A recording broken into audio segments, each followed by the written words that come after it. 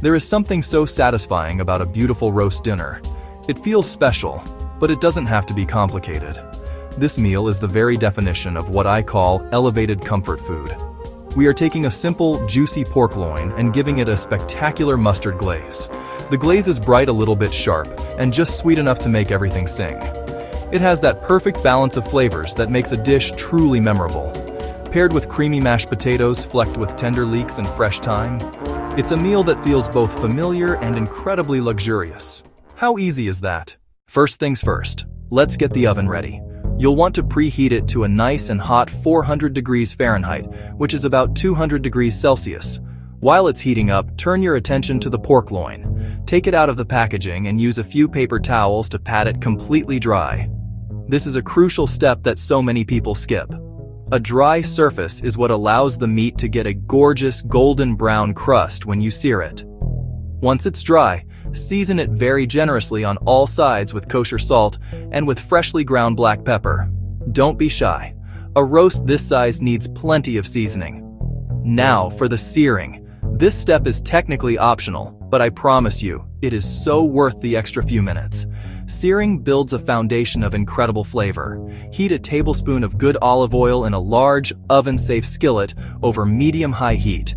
When the oil is shimmering, carefully place the pork loin in the pan. Let it sear for about 2 to 3 minutes on each side until it's beautifully golden brown all over. You'll hear that wonderful sizzle and smell the delicious aroma as the crust forms. This process, called the Maillard reaction, is where the real magic happens. While the pan is still warm from searing the pork, we can make the glaze. This is a simple mixture, but the flavors are so bold and delicious. In a small bowl, combine 3 tablespoons of good Dijon mustard, 2 tablespoons of honey, pure maple syrup, and 1 tablespoon of apple cider vinegar. The mustard provides that zesty, sharp bite. The honey or maple syrup adds a touch of sweetness to balance it out. The apple cider vinegar brings a bright, tangy note that cuts through the richness of the pork. It's a classic combination that just works beautifully. Mince 2 cloves of fresh garlic and add them to the bowl. Strip the leaves from a few sprigs of fresh thyme. Give them a fine chop. You'll want about 1 teaspoon of chopped thyme. The garlic adds a pungent, savory depth, and the fresh thyme contributes a lovely, earthy aroma that pairs so well with pork. Whisk everything together until the glaze is smooth and well combined. You should taste it at this point. You might want a little more honey for sweetness or a splash more vinegar for tang. Now, it's time to bring the pork and the glaze together. Using a pastry brush, generously coat the top of the seared pork loin with your mustard glaze.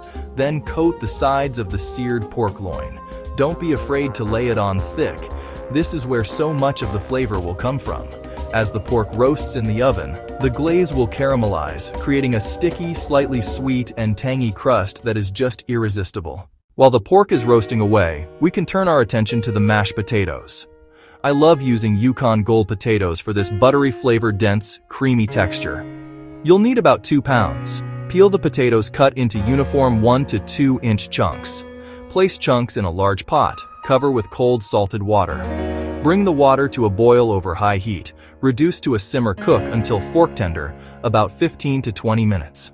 The secret ingredient is leeks. You'll need 2 large leeks.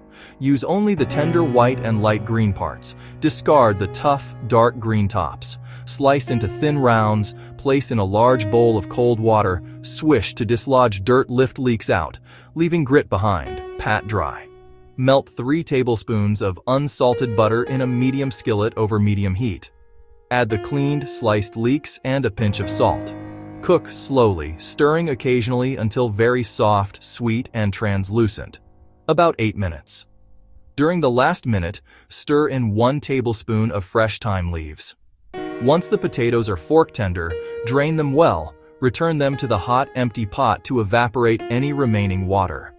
Add a half cup of warm whole milk or heavy cream, along with your beautifully sautéed leek and thyme mixture.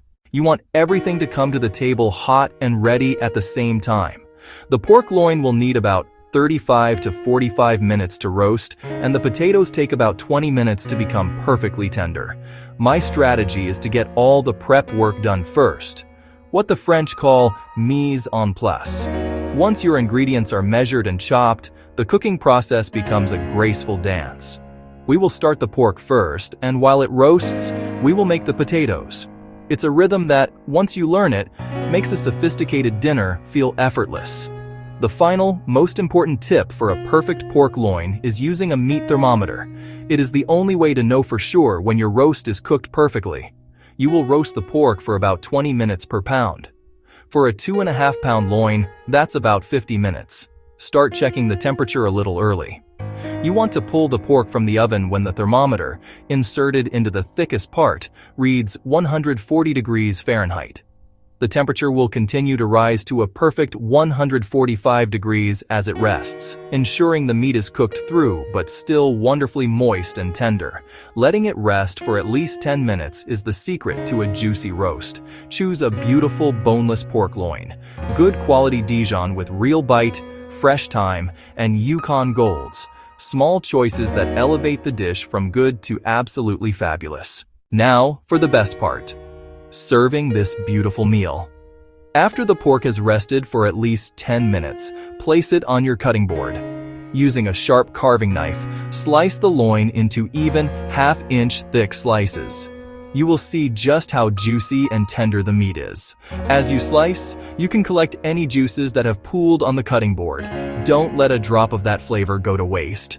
You can drizzle these juices right back over the sliced pork, or even stir them into the mashed potatoes for an extra savory kick. That's a pro tip for you.